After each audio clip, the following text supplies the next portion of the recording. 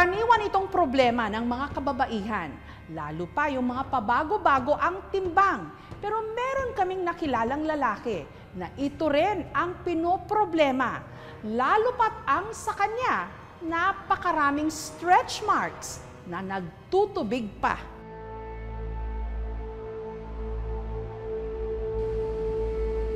Kahit lumalamig na ang panahon ngayon, ang 17 anyos na si Carl mula sa Consolacion, Cebu, init na init pa rin daw. Para siyang pinapaso ng mga tumubo sa kanyang parang lumulobong stretch marks.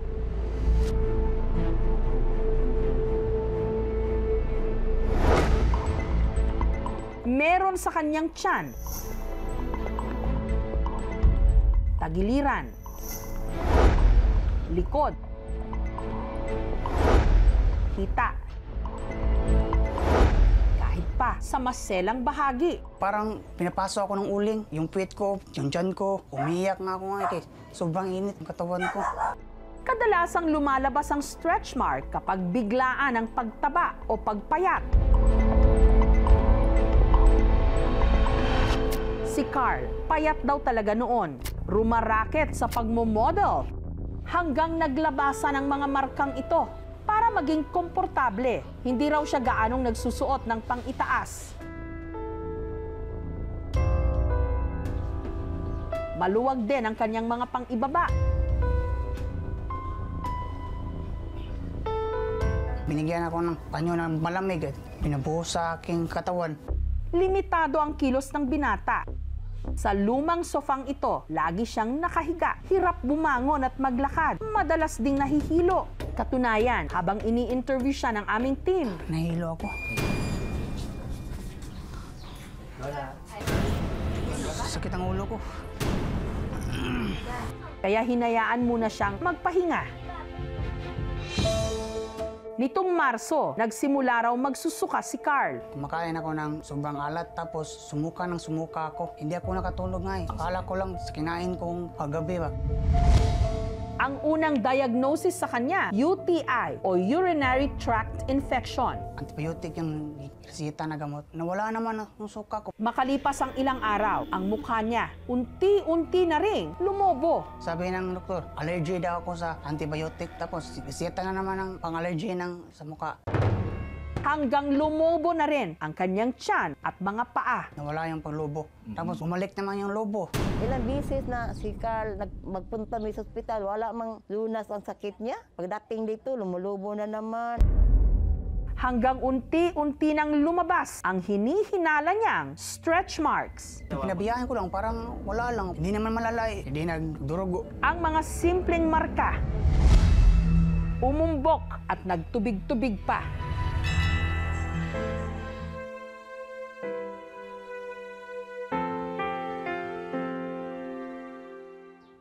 Dahil sa sakit, napilitan si Carl na tumigil sa pag-aaral. Nahihiya ako kasi malaki yung tiyan ko at mukha ko. Minto na lang ako. Parang nawala lahat ng pangarap ko dahil sa sakit ko.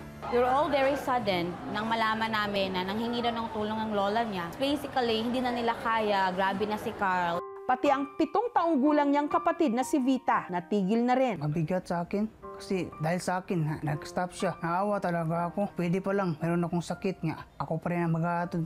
Pero hindi kaya sa aking katawan eh. Mabuti na lang at ang mga kaklase ni Carl, madalas siyang kamustahin at dalawin. Palagi kami bumibisita sa kanya. Nagkukwentuhan kami doon para mapasaya siya. Sabi nila, huwag kang suko. Ganyan sila. Doon na ako nakuhan.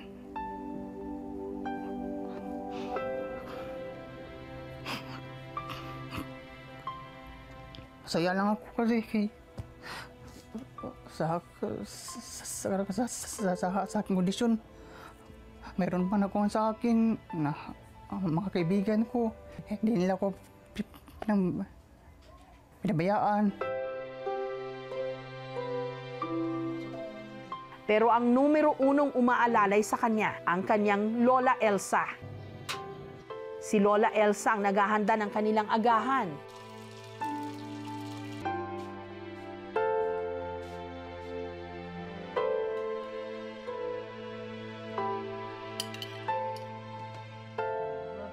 Pagkatapos, papasok na ito sa daycare center ng kanilang barangay kung saan ito nagtuturo. Mahirap yun.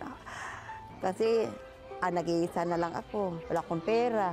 Ilang rang honorarium ko sa barangay, 3,000 ra.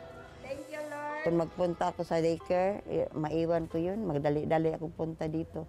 Pagbalik ni Lola Elsa ng tanghali at saka niya aalalayan papunta sa banyo si Carl para paliguan.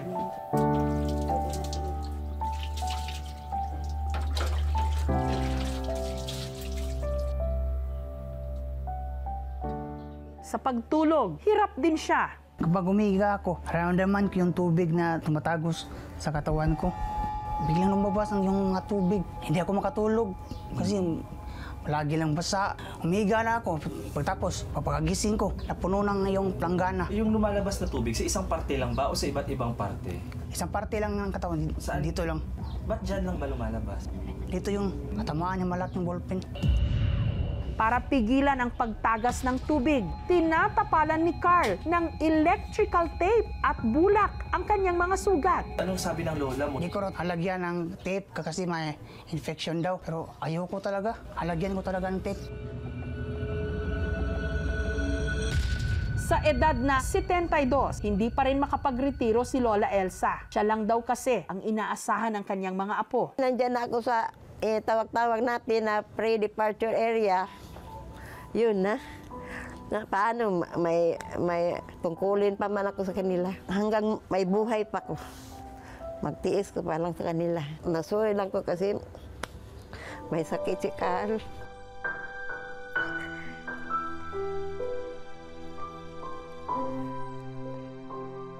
Ang 3,000 piso niyang sweldo kada buwan, pilit niyang pinagkakasya sa kanilang tatlo.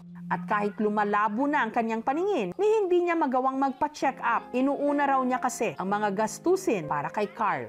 Malaki ang pasasalamat ni Carl sa kanyang lola na tumatayo nilang ama't ina. Simula pagkabata, siya na ang nag-alaga sa akin. Lumaki na lang ako, alaga sa kapatid ko, ina ko.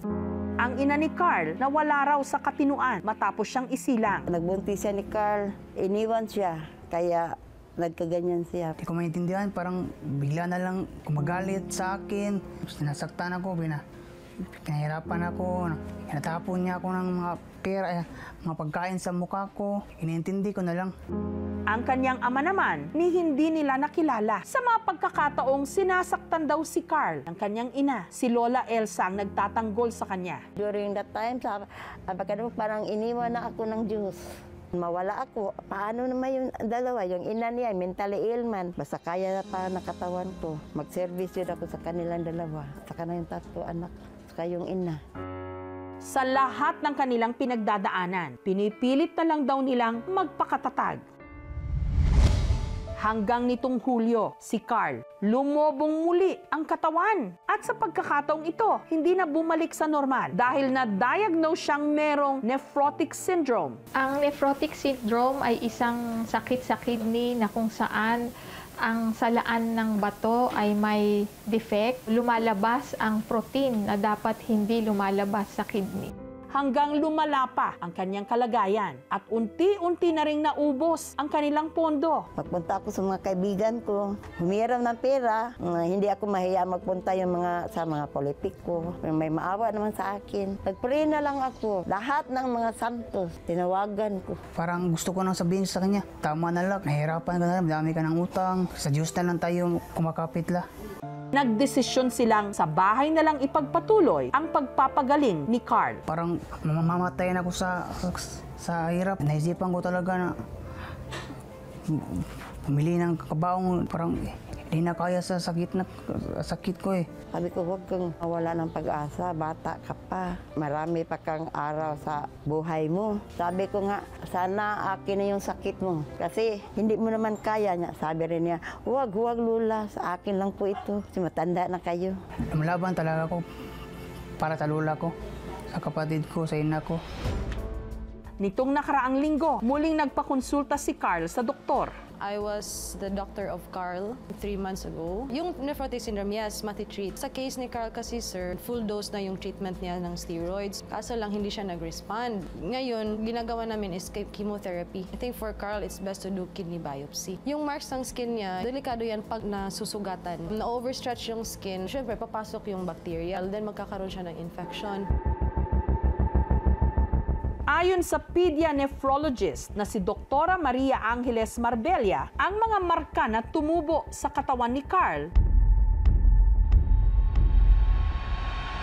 stretch marks. Ito ay isa ring komplikasyon ng pangmatagalang pag-inom ng steroids at pangmatagalang pamamanas. Karaniwan pag matagal binibigay ang steroids at mataas ang dosage nito, nagkakaroon sila ng stretch marks. Hindi naman gaanong delikado unless ito ay magkaroon ng secondary infection. Wala siyang protein. So yung protein ang nag-hold ng fluid sa ugat niya. Pag nawala yung protein, lalabas yung protina. So will stay under the skin. So yun yung lumalabas sa kanya ngayon.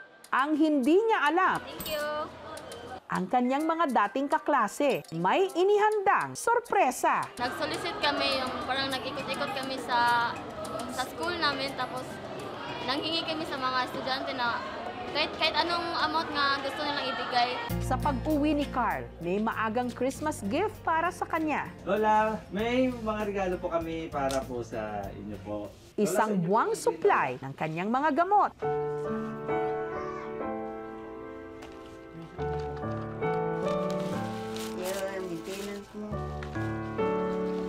At vitamins para kay Lola Elsa. Vitamins ka rin, Lola. Wow! Maraming salamat sa inyo. Sobrang ang bigay niyo sa akin. Maya-maya pa. Aba, may nangangaruling.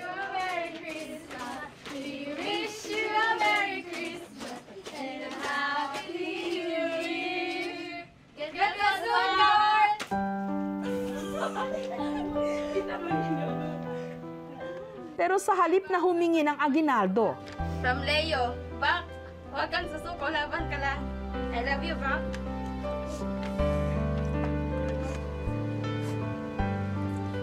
sila ang nagbigay nito kina Carl at Lola Elsa.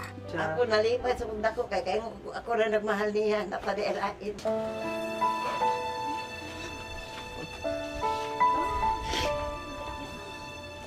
Maayo ka. Sobrang saya po ako. Sila Salamat gusto. sa inyo na hindi niya po iniwan.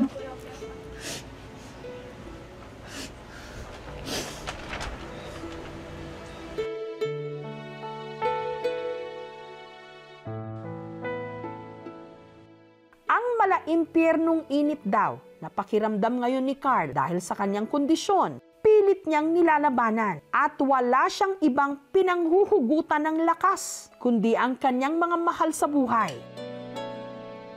na nagpapadama naman sa kanya ng init ng pagmamahal.